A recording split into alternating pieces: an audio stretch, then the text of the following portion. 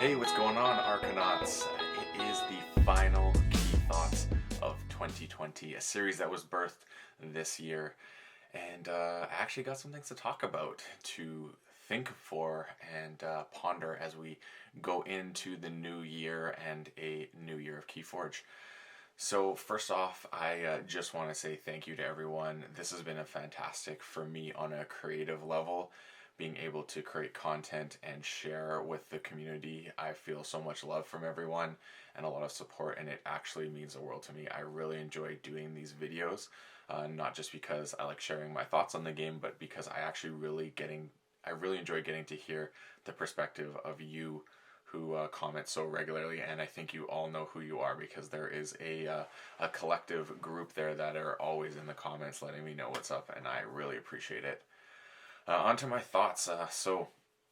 Wow, this has been a year for KeyForge to say the least. I think the main thing that I'm going to take away from this year is that we have a really great community.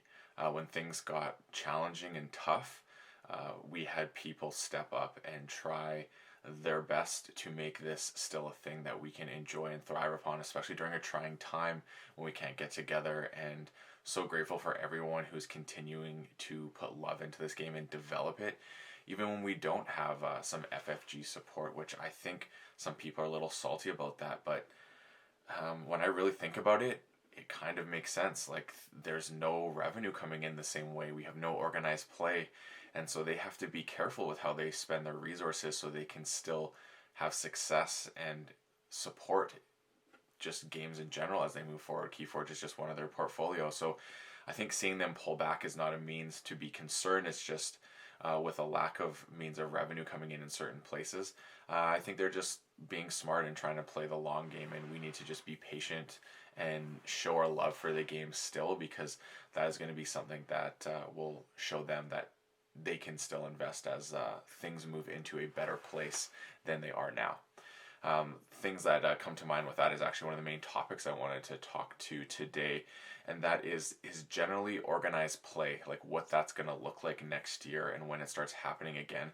But before I go into that, I kind of wanted to talk about AOA, because we had an interesting thing happen where AOA decks became so cheap to buy a display that you literally could not pass it up. It was less than $1 a deck was a sale that happened here in Canada. I know some folks in the US took advantage of that, especially Lady Caffeina buying 150 decks. I myself bought like 84 decks, and it was like including shipping $80. So just dumb. And I was been waiting for it because I wanted to get into more AOA, and it's really funny that this happened at a time when we are all, I think, collectively really appreciating what AOA has. I think Mass Mutation gave a little bit more life to AOA because it is does have that really board based gameplay around the set design.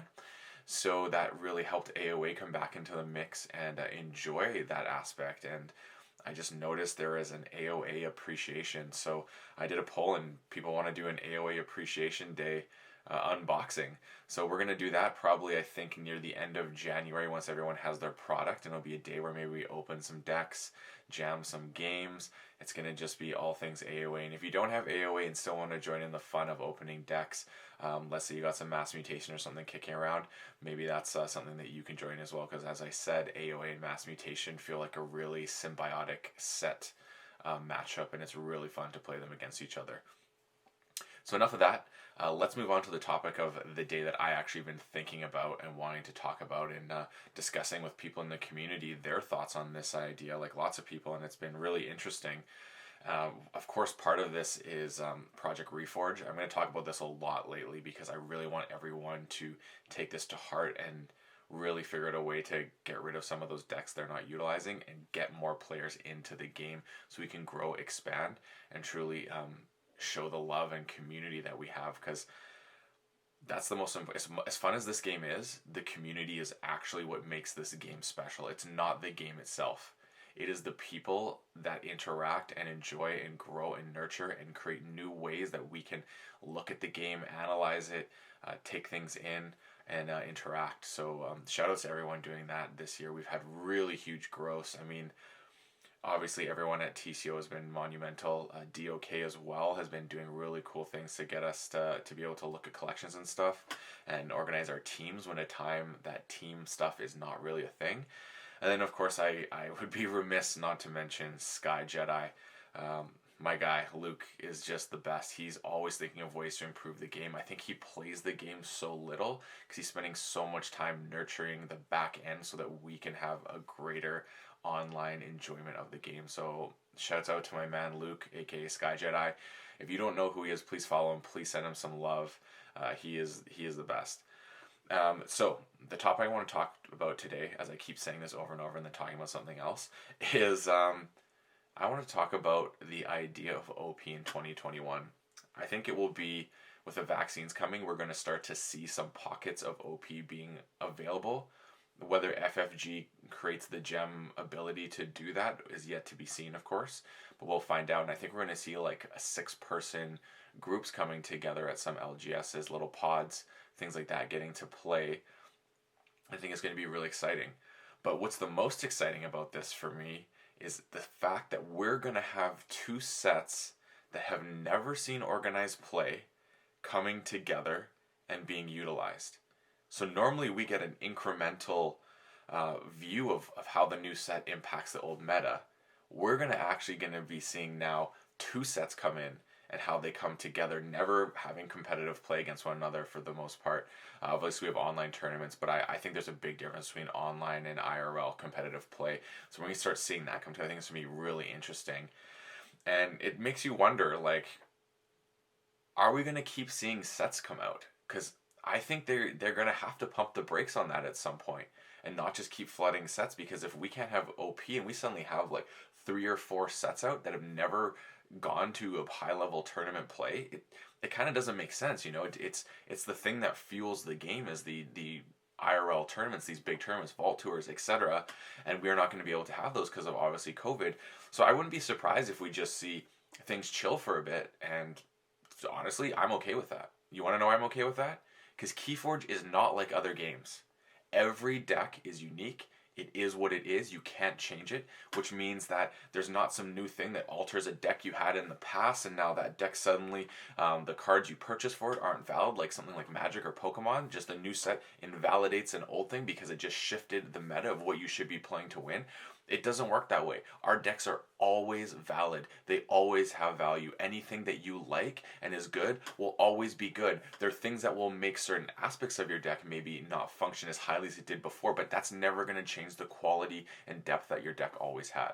So that's one thing I like about KeyForge, and I actually think that's a reason why the game, it's very hard to actually die no matter what, because we all have so many decks, and as we've seen with this AOA, if something happens where they decide not to make KeyForge anymore, everything that exists will suddenly be on sale and be so cheap, and we'll suddenly have this huge glut of decks that we can cherish and open slowly and create our own community events, because we've already proven that's a thing. So think about that. And it's also going to be like we need to allow OP to catch up because we haven't been able to do that. We need to see what happens. Like we missed a Worlds because of COVID. That means there was a whole block of sets that we were all planning to bring for a tournament that we didn't get to do. And now what's going to happen when the makeup comes? Are we going to be allowed to bring new decks? Or are we going to only be allowed to use decks that were originally valid in that time? Like we don't know this. This is what's happening with the OP, that it needs to catch up and we need to allow that to breathe. And we all have so many decks that we can explore and spend time with that I don't think it really matters if we have a new set or not, because of the time that goes into an individual deck, a triad of decks, a adaptive set of decks, survival, all those sort of things. There are nuances and layers to that which we need to take to heart. When you start getting bored from the game, that literally means that you should start exploring a new deck, because there are people out there who I know jam hundreds of games on a single deck, and I can understand the monotony of doing that. There's the excitement of exploring, learning, growing, and knowing how your deck plays to its best. But then you also have to realize that there's other decks out there that you can take a break from that real high level competitive, especially if there's nothing on the horizon, and really play some of those other decks that A, have a fun factor, or B, are just another level of competitive that you haven't put 100 games in yet, and start looking at those. And that's why I think KeyForge is gonna be like one of those games that it will survive no matter what. If for some God forbid reason that FFG pulls the plug, do you realize that we still have the ability to have all these decks. Nothing changes. We can still play. There's so many decks. There's so many formats. We've discovered this in this short time period. Like the things you love to play, that will not change as long as we stay together as a community and provide that platform where we come together and do these things. We're going to always have that ability to enjoy the game. And I just think we're in a time where businesses in general are having to look at where they're making losses and sometimes pause on certain things as a result of that. And I don't think that means the game is dead or going to die. It's just being prudent in a really strange economic time. So I think we need to all be very calm as we move into this new year, as we get the potential to have vaccines, which make it give us the ability to gather again and play games, and not try and just harp on FFG for not doing anything. I really think we're not going to see an online client, and I think it makes sense. I think I've talked about it with a lot of people. We've had a podcast about it on Help from Future Self, and the truth is, I think there's a threshold for OP that needs to exist before an online client can come together, because they don't want to cannibalize what's currently going on in the LGS and not have that be a thing. So as much as we all want it, I think that there is a business model that exists that says at this point, this is when an online thing makes sense, and we haven't hit that. So we need to spend that time growing the community. We need to do Project Reforge, get more people with decks in their hands, seeing the game. We need more ambassadors out there trying to recruit people. I know you think like maybe that's FFG's job, but no, this falls on us, because we're the ones who love this game and want it to grow and want to have a strong community. And if you do love the game, you can take a little bit of time to try and get 1-2 people into it. If you have any friends who are gamers, give them some decks. Take the time to teach them.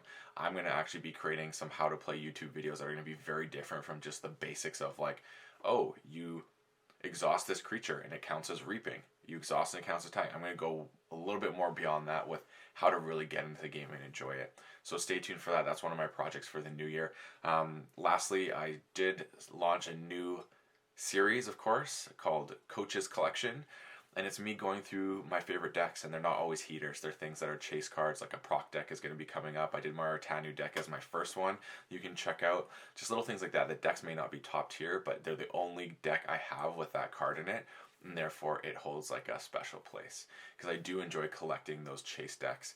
And yeah, that's going to do it for this week's episode. It was a little bit longer one, but we are wrapping up the year. And this topic, I talked about the OP and the possibility of us having multi-sets never seeing OP play, and that could cause maybe, future sets to be not coming out and pausing just for us to catch up. I think that's a good thing.